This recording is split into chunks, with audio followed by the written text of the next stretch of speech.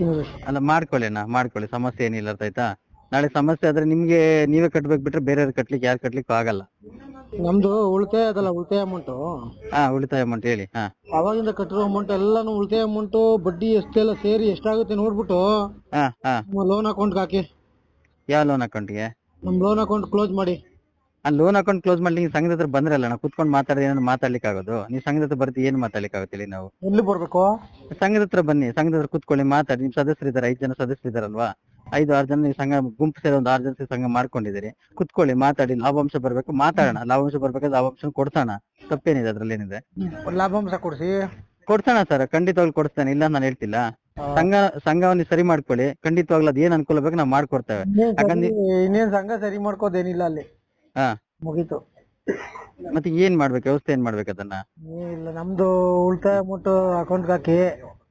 ಅದು ಉಳಿತಾಯ amount account ಹಾಕ್ಲಿಕ್ಕೆ ನಿಮ್ಮ ಹೆಸರಲ್ಲಿ ಇನ್ನು ಬಾಕಿ ಇದೆಯಲ್ಲಣ್ಣ, ನಿಮ್ ಸಾಲನೇ ಬಾಕಿ ಇದೆ. 2 ಲಕ್ಷ ಲೋನ್ ನೀವು ತಗೊಂಡು 3 ಲಕ್ಷ ಲೋನ್ ತಗೊಂಡಿದ್ದೀರಿ, ಇನ್ನು 2 ಲಕ್ಷ. ಹೌದು, 2 ಲಕ್ಷ ಸಮಥಿಂಗ್.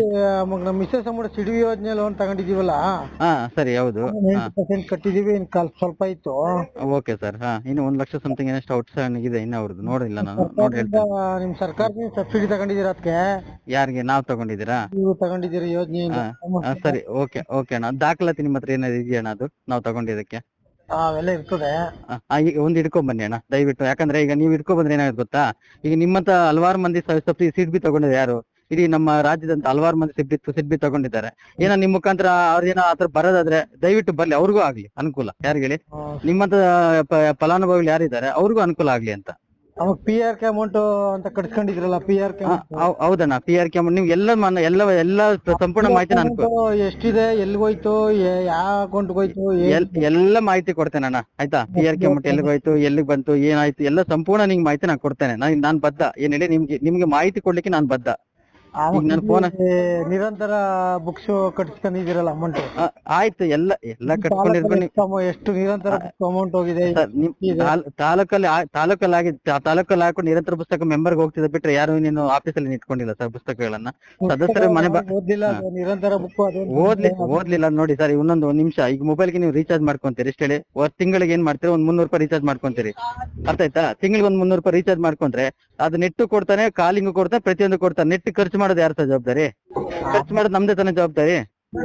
ಖರ್ಚು ಮಾಡ್ಲಿ ಅಲ್ಲ, ಇನ್ಸೂರೆನ್ಸ್ ಅದೇ ಭೀಮಾ ಯೋಜನೆ ಯಾವ್ದು ಕಟ್ಕೊಂಡಿದ್ದೀರಲ್ಲ? ಆಯ್ತಣ್ಣ, ಭೀಮಾ ಯೋಜನೆ ಬಗ್ಗೆ, ನೀವು ಮೈಕ್ರೋ ಬಜೆಟ್ ಎಲ್ಲದ ಬಗ್ಗೆ ನಾನು ಮಾಹಿತಿ ಕೊಡ್ತೇನೆ, ಇಲ್ಲ ಅಂತ ಹೇಳ್ತಿಲ್ಲ, ಆಯ್ತಾ? ಎಲ್ಲದ ಬಗ್ಗೆ ನಿಮ್ಗೆ ಮಾಹಿತಿ ಸವಿರವಾಗಿ ಕುತ್ಕೊಳ್ಬೇಕು. 1 ಅವರ್ 2 ಅವರ್ ಆದ್ರೂ ಪರವಾಗಿಲ್ಲ, ನಿಮ್ ಮನೆ ಬಾಗ್ಲಲ್ಲಿ ಕುತ್ಕೊಂಡು ನಿಮ್ಗೆ ಮಾಹಿತಿ ಕೊಡ್ತಾನೆ, ಸರಿನಾ?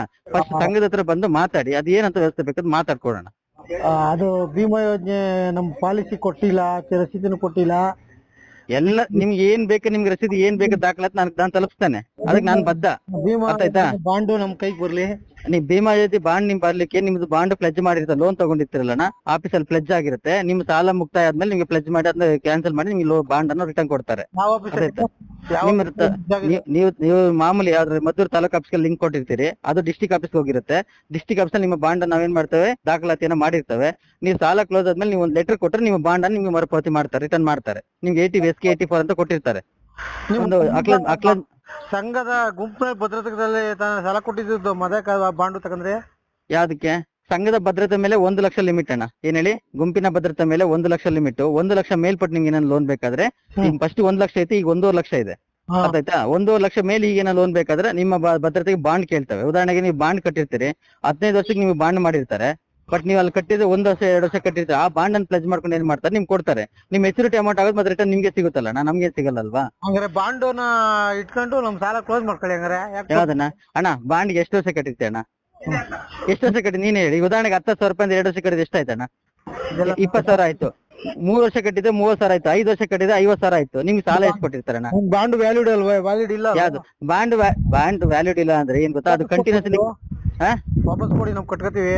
ನೀವು ಕಂಟಿನ್ಯೂಸ್ ಕಟ್ತೀರ, ನೀವು ಸಂಘ ಬಿಟ್ಟ ಮೇಲೆ ಬೇಕಾದ್ರೆ ನೀವು ವಾಪಸ್ ಕೊಡ್ತೇವಣ್ಣ. ಸಂಘ ನೀವು ರಿಮೂವ್. ಈಗ ಬಾಂಡು ವ್ಯಾಲಿಡ್ ಇಲ್ಲ, ಅಮೌಂಟ್ ವ್ಯಾಲಿಡ್ ಇಲ್ಲ ಅಂದ್ರಲ್ವಾ? ಏನ್ ಅಮೌಂಟ್ ವ್ಯಾಲಿಡ್ ಇಲ್ಲ? ಬಾಂಡ್ ವ್ಯಾಲಿಡ್ ಇಲ್ಲ.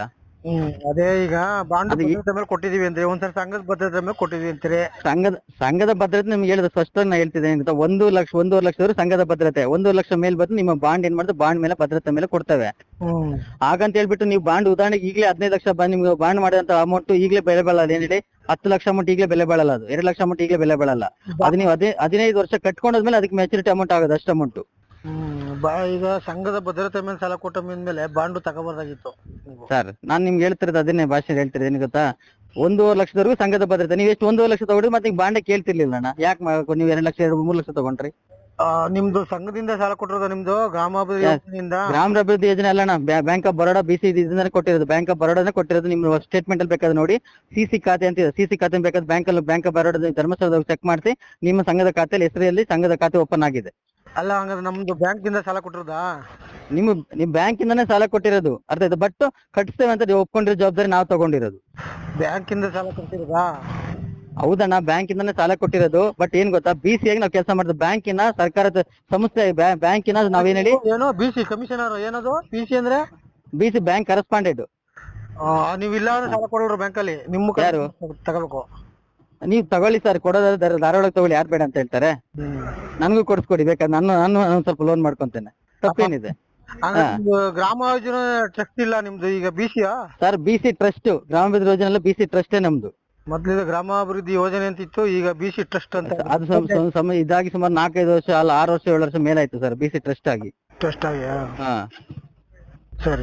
ಬ್ಯಾಂಕ್ ಕರೆಸ್ಪಾಂಡೆಂಟ್ ಸರ್, ಆಯ್ತಾ. ಬ್ಯಾಂಕ್ ಕರೆಸ್ಪಾಂಡೆಂಟ್ ಏನಿಲ್ಲ. ಬ್ಯಾಂಕ್ ಕರೆಸ್ಪಾಂಡೆಂಟ್ ಮುಖಾಂತರ ಉದಾಹರಣೆ ಬ್ಯಾಂಕ್ ಮುಖಾಂತರ ನಿಮ್ಗೆ ಸಾಲ ಕೊಡೋ ಸಾಲ ಸೌಕರ್ಯ. ಅದೇ ಬ್ಯಾಂಕ್ ಮುಖಾಂತರ ಏನ್ ಮಾಡ್ತಾರೆ, ಸಂಘ ಮಾಡಿ ಸಂಘದ ಮುಖಾಂತರ ನಿಮ್ಗೆ ಏನ್ ಮಾಡ್ತಾರೆ, ಸೌಕರ್ಯವನ್ನು ನಾವು ಕೊಡ್ತೇವೆ. ಆಮೇಲೆ ಬ್ಯಾಂಕ್ ಅಲ್ಲಿ ನಮ್ಗೆ ಸ್ಟೇಟ್ಮೆಂಟ್ ಸಿಗುತ್ತೆ?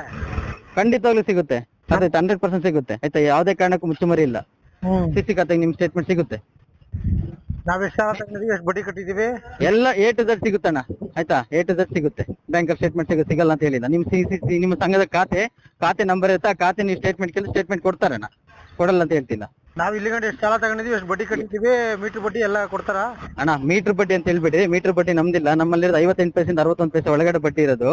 ನೀವು ಬೇಕಾದ್ರೆ ನೀವು ಬನ್ನಿ ಕುತ್ಕೊಳ್ಳಿ, ಮಾತ್ರ ನಿಮ್ಗೆ ತೋರಿಸ್ತಲ್ಲ ಲೆಕ್ಕಾಚಾರ, ನೀವು ಎಷ್ಟು ಕಟ್ಟಿದ್ರಿ, ಹೆಂಗ್ ಕಟ್ಟಿದ್ರಿ, ಏನ್ ಕಟ್ಟಿದ್ರಿ, ಯಾವ ತರ ಅಸಲಿಗೆ ಹೋಗಿದೆ, ಯಾವ ತರ ಬಡ್ಡಿಗೆ ಹೋಗಿದೆ, ಪ್ರತಿಯೊಂದು ನಿಮ್ ಮಾಹಿತಿ ಕೊಡ್ತಾನೆ. ನೀವು ಒಪ್ಕೊಳ್ಳಿ, ಅರ್ಥ ಆಯ್ತು. ಆ ಟೈಮಲ್ಲಿ ಯಾವ್ದು ಜಾಸ್ತಿ ಇದೆ, ಯಾವ್ದು ಕಡಿಮೆ ಇದೆ ಅಂತ.